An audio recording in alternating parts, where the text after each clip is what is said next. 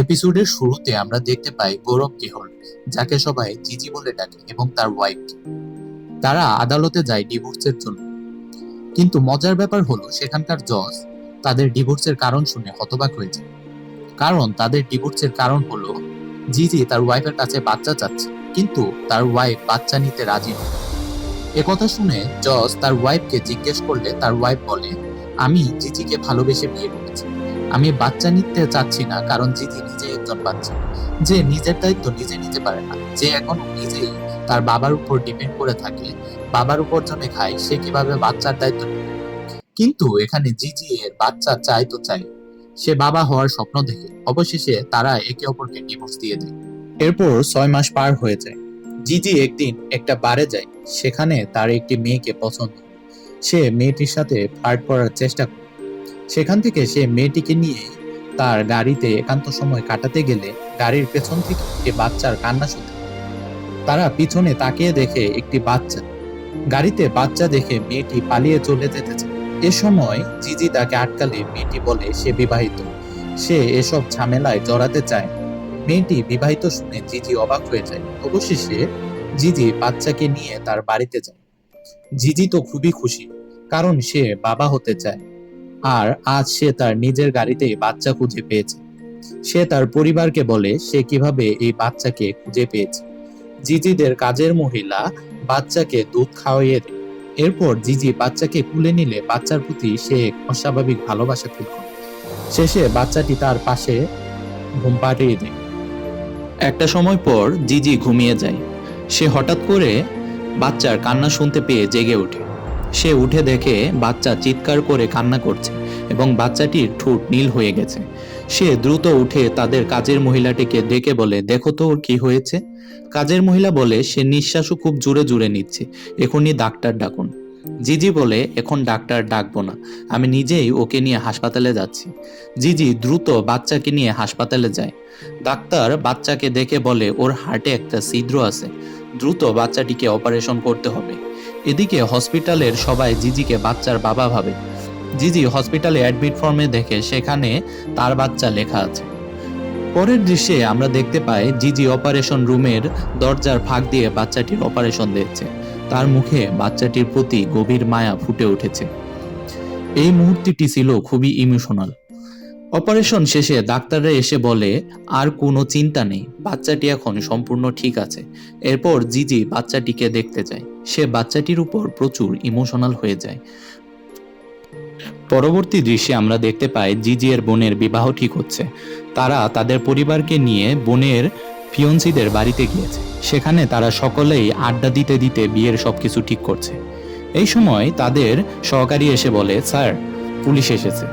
Police এসেছে শুনে তারা অবাক হয়ে যায়।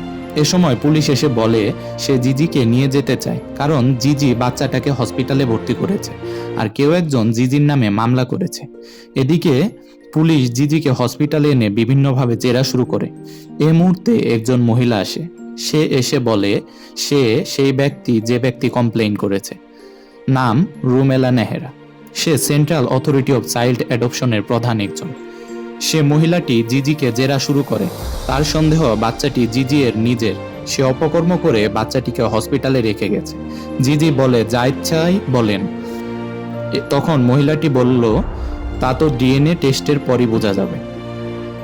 এই সময় এক নার্স ডিএনএ রিপোর্ট নিয়ে এসে বলে এই বাচ্চাটা জিজি এর না। এই সময় জিজি সুযোগে মহিলাকে অনেক কথা শোনায়। জিজি বলে সে তার নামে মানহানির মামলা করবে। তখন মহিলাটি বলে, যা ইচ্ছা করো, এমনিতেও তোমাকে দেখে লোফার লাগে। তখন জিজি বলে মেয়ে মানুষ না হলে সে তাকে একটা থাপ্পড় মারত। তখন মহিলাটি রিয়্যাক্ট করলে জিজি মিডল ফিঙ্গার দেখায় আর মহিলাটি রেগে চলে যায়। পরের দৃশ্যে আমরা দেখতে পাই জিজি পরের দিন সেই বাচ্চাটিকে নিতে এসেছে। সে এক নার্সকে জিজ্ঞেস করে বাচ্চাটি কোথায়। তখন নার্স বলে বাচ্চা তো ওই অনাথ আশ্রমের লোক নিয়ে গেছে।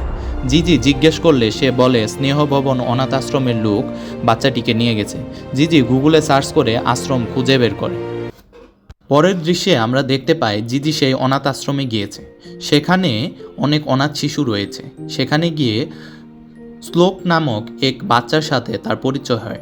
শ্লোক জিজিকে বাচ্চাটির কাছে নিয়ে যায়। জিজি বাচ্চাকে দেখে অনেক খুশি হয়। তখন শ্লোক বলে, আমরা এই বাচ্চাটির জন্য নাম খুঁজছি। জিজি তখন বলে, এই বাচ্চার নাম হবে আমুল, কারণ এই বাচ্চাকে আমি আমুলের বক্সে খুঁজে পেয়েছি। সে বাচ্চাকে কুলে নিয়ে এত খুশি হয় যেন সে লটারির টিকিট জিতেছে। এরপর সে সব জায়গায় বাচ্চাকে দেখতে পায়, বাচ্চাকে প্রতিদিন দেখতে যায়। সে ইন্টারনেটে দেখে কিভাবে বাচ্চা অ্যাডপ্ট নেওয়া যায়, কারণ সে সিঙ্গেল পাপা হতে চায়। পরের দিন সে শ্লোকের কাছে গিয়ে বলে, আমি এই বাচ্চাকে অ্যাডপ্ট নিব। পরবর্তীতে শ্লোক বলে, ইন্ডিয়াতে এখন পর্যন্ত কোনো সিঙ্গেল ছেলেকে বাচ্চা অ্যাডপ্ট দেওয়া হয়নি। বিগত সকল বছরের ডেটাতে একটাও সিঙ্গেল ছেলে নেই যে বাচ্চা অ্যাডপ্ট নিতে পেরেছে। যদি আপনার পরিবার আপনার সাথে থাকে, সেক্ষেত্রে শুধুমাত্র আপনি এই বাচ্চাকে অ্যাডপ্ট নিতে পারবেন। তখন জিজি কল্পনা করে দেখে, যদি সে সিঙ্গেল অবস্থায় বাচ্চা অ্যাডপ্ট নিতে চায়, তাহলে তার পরিবারের কেউই তাকে সাপোর্ট দিবেন, সকলেই তার এগেইনস্টে যাবে। তখন শ্লুক জিজিকে বলে, স্যার চলেন আপনাকে এই আশ্রমের প্রধান, যাকে আমরা মম বলে ডাকি, তার সাথে পরিচয় করিয়ে দেন। জিজি রুমে গিয়ে দেখে সেই মহিলাটি। শ্লুক বলে, মম এ আমুলকে অ্যাডপ্ট করতে এসেছে। মহিলাটি তো জিজিকে দেখে খুবই রেগে যায়। জিজি তাকে অনেক বোঝানোর চেষ্টা করে যে আমরা পুরনো কথা ভুলে গিয়ে আমরা নতুন করে শুরু করি, কিন্তু মহিলাটি কোনোভাবেই তাকে অ্যাডপ্ট নিতে দিবে না বলে চ্যালেঞ্জ করে। জিজিও মহিলাটিকে চ্যালেঞ্জ করে যায় সে বাচ্চাটিকে অ্যাডপ্ট করেই ছাড়বে। এর মধ্যে দিয়ে প্রথম এপিসোড শেষ হয়।